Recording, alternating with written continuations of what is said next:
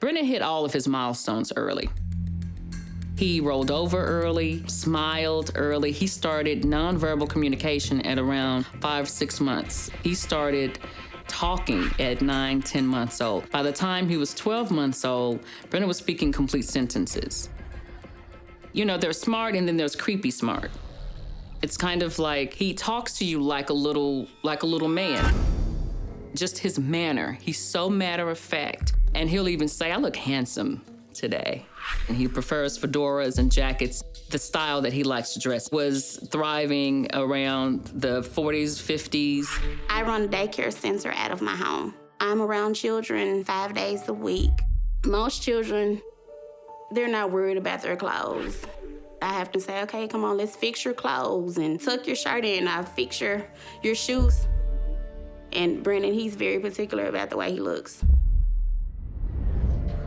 We noticed as a family that Brennan started to have hearing problems around 5.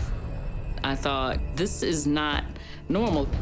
And one day when we were at the park playing and he was so far ahead of me and he couldn't hear me yelling, I was concerned about his safety because I didn't want him to run off into the rocks near the water. And I was yelling for him and he did not hear me. About a year ago, it was diagnosed that Brennan had a severe deficit in his right ear. He's been to several specialists, and it was what they considered unexplained.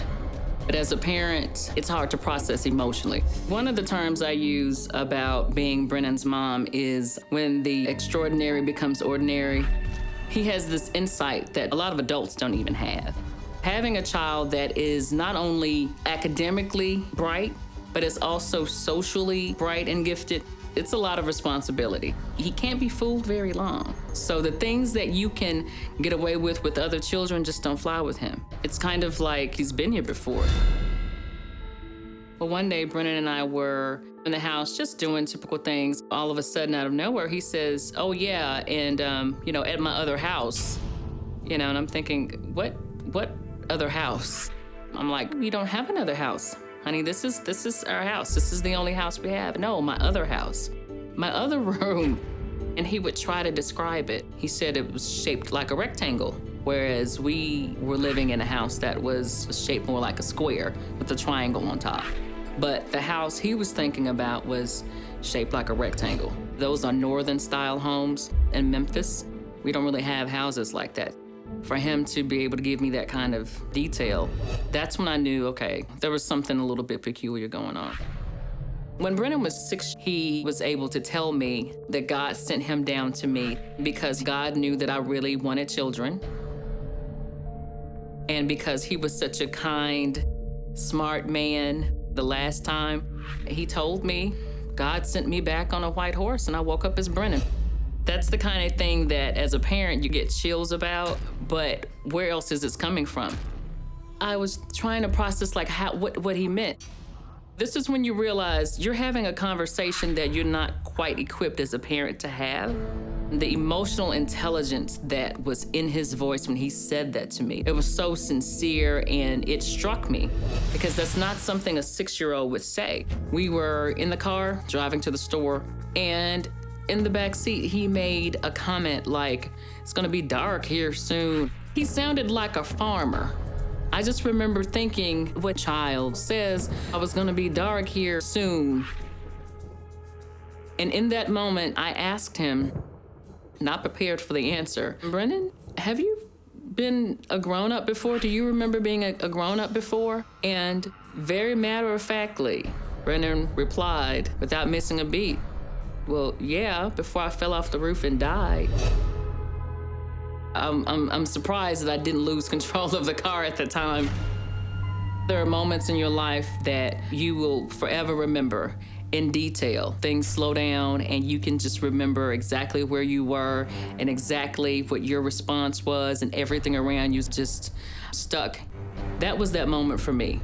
It almost knocked the wind out of me emotionally and mentally, because you're thinking, okay, my son just told me that he has memories of falling off the roof and dying.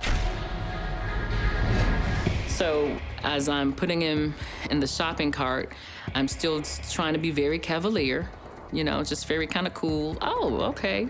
So you fell off the roof and died. Oh, okay. Well, what were you doing? And he replied, well, I was working on the roof, and some of my grown-up friends were helping me. I was working on the roof, and they were working on the walls. He was so matter of fact, it was almost like, well, duh, didn't you know? And that just knocked the wind out of me. In that moment, I thought, could he really be talking about a past life? Don't really know where to go with that. They don't really teach you that in parenting class, what to do when your child tells you about a past life experience. And I asked him, so when you fell off the roof, did it hurt? And he was like, yeah, it hurt. I fell off the roof and died.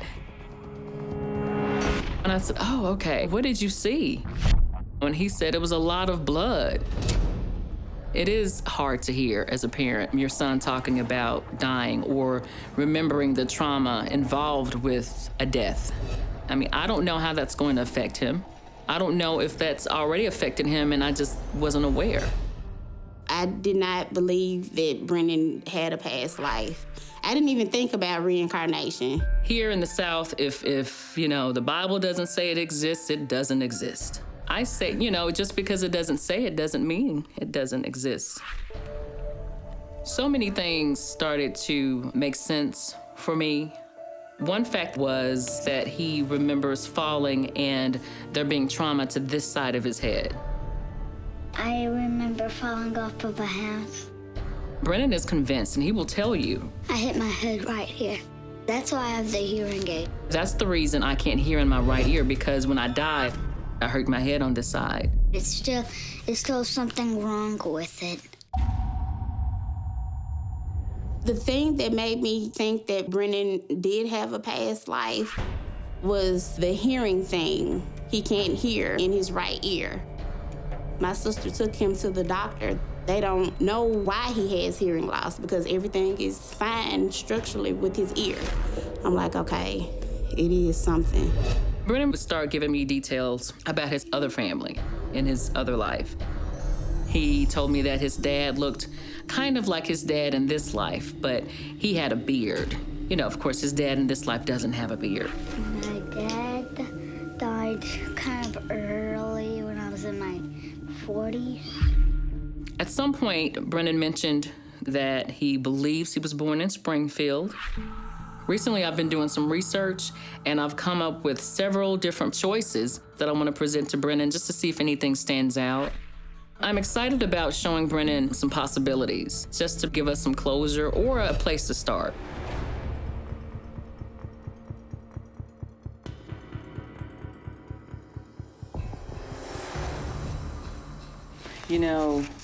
That we were trying to figure out who you were when you were a grown man? Yes.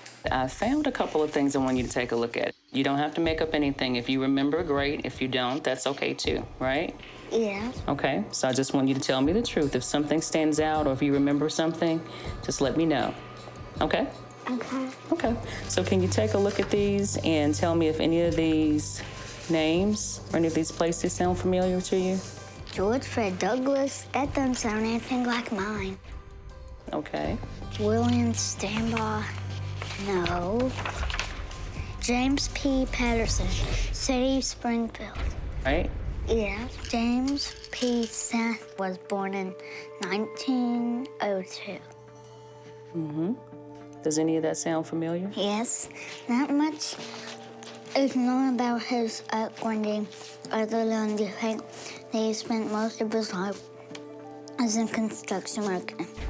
When Brennan connected to one of the articles, it was a surprise for me because I wasn't sure if we would get anything. There were so many different articles, there were so many different stories. James was working on the roof as a 4-story Dormitory.